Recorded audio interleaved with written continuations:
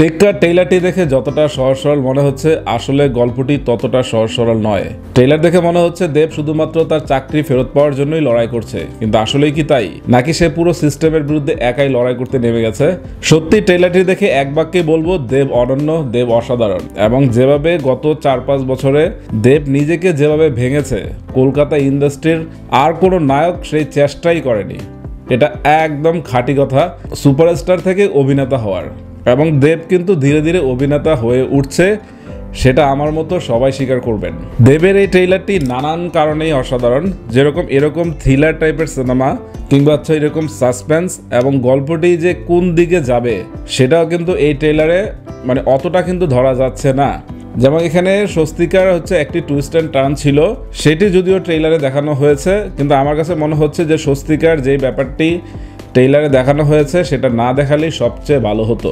তাছাড়া আমরা যদি রুক্মিণীর কথায় আসি, রুক্মিণীকে আমার কাছে মোটামুটি লেগেছে, কিন্তু এই ট্রেইলারে দেব একাই ফাটিয়ে দিয়েছেন এবং পুরো সিস্টেম তার বিরুদ্ধে যেভাবে গেছে এবং স্বস্তিকাও যেভাবে হচ্ছে ট্রেইলারে মানে দেবকে চ্যালেঞ্জ করে বসলো, সত্যি বলছি যে সিনেমাটা অসাধারণ হবে। এবং একটা কথাই বলতে পারি যে সৃজিতের আমি দারুণ ভক্ত, কারণ তার বেশিরভাগ সিনেমাই কিন্তু আমার দেখা হয়েছে, হ্যামলক সোসাইটি থেকে শুরু করে 22 শ্রাবণ।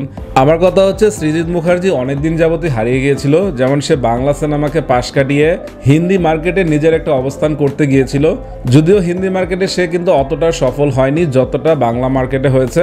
তা আমি মনে করি যে সৃজিত মুখার্জির বাংলা ইন্ডাস্ট্রিকেই অনেক কিছু দেওয়ার আছে।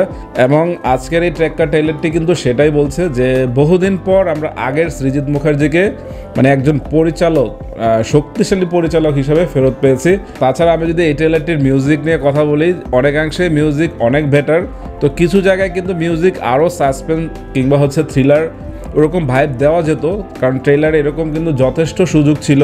তাছাড়া ভিএফএক্স এর কাজ আমি বলবো যে মোটামুটি, কিন্তু সব কিছুকে আসলে ছাপিয়ে গেছে দেবের অভিনয়। দেব যেভাবে এখানে খিস্তিতে আমরা বলি না, দেব এখানে যেরকম মানে গালিগালাজ করেছে সেটা কিন্তু দেবের মুখে একদম মানে মানিয়ে গেছে। আজ রাত থেকে মেশিন দেখে বিচি টাকে উঠে গেছে তো। এবং শেষে যে ডায়লগটি দিয়েছে যে মেশিন দেখে বিচি কি টাকে উঠে গেছে, দুর্দান্ত। আমি বলবো যে জোস, একদম জোস। এই ডায়লগটি দারুণ হয়েছে। এবং যেখানে ট্রেইলারের শুরুতেও কিন্তু দেবের কিছু খিস্তি কিংবা হচ্ছে গালিগালাজ ছিল, আমি বলবো যে ট্রেক্কার ডায়লগগুলো ভালো হয়েছে, কারণ ট্রেইলারটি যেভাবে হচ্ছে ডায়লগে সাজানো হয়েছে মানে আশা করি যে বেটার কিছু হবে। কিন্তু ট্রেক্কার টিজারে আমি যে কথাটি বলেছিলাম যে এই ধরনের গল্পে এখন সৃজিত মুখার্জি কিভাবে গল্পটি বলবে, চিত্রনাট্য হচ্ছে কতটা শক্তিশালী হয়, গল্পটি মানুষকে কতক্ষণ বসিয়ে রাখতে পারবে, সেটা হচ্ছে এই সিনেমার সবচেয়ে ইম্পর্টেন্ট। কারণ হচ্ছে এই ধরনের থ্রিলার গল্পে যদি সাসপেন্স কিংবা হচ্ছে মানে আবহাওয়াটা ওরকম তৈরি করা না যায় তাহলে কিন্তু সবই বিফল এবং দেবের অভিনয় কিন্তু সেখানে কাজে লাগবে না। তো এই ক্ষেত্রে সবাইকেই দুর্দান্ত অভিনয় করতে হবে, কিন্তু ট্রেইলার দেখে অতটা আশা পাওয়া যাচ্ছে যে না, সবাই তার প্রয়োজন অনুযায়ী ভালোই অভিনয় করেছে।